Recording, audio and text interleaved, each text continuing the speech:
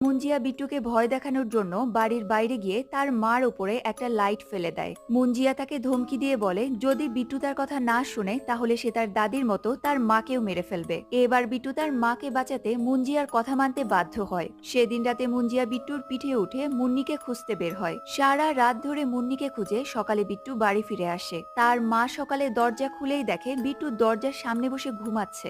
এটা দেখে তার মা তো খুব অবাক হয়ে যায়। সকালে স্নান খাওয়া শেষে বিট্টু যখন তার মার পার্লারে কাজ করছে তখনই সে একটা আয়নায় মুঞ্জিয়াকে দেখতে পায়। মুঞ্জিয়া বিট্টুকে ভয় দেখানোর জন্য পার্লারের এক কাস্টমারের ছোট বাচ্চাকে কোলে তুলে নেয়। এটা দেখে বিট্টু দৌড়ে বাচ্চাটাকে বাঁচাতে যায়। মুঞ্জিয়া বলে তাড়াতাড়ি মুন্নিকে খুঁজে বের করো, না হলে এই বাচ্চাটাকে মেরে ফেলবো। এরপর থেকে প্রতি রাতে মুঞ্জিয়া বিট্টুর পিঠে উঠে মুন্নিকে সারা শহরে খুঁজে বেড়ায়। এটা ছাড়াও সে সব সময় বিট্টুকে কোনো না কোনো ঝামেলায় ফেলার চেষ্টা করতেই থাকে। প্রতিদিন রাতে জেগে থাকার কারণে বিট্টুর শরীর স্বাস্থ্য দিন দিন খুব খারাপ হয়ে যাচ্ছে।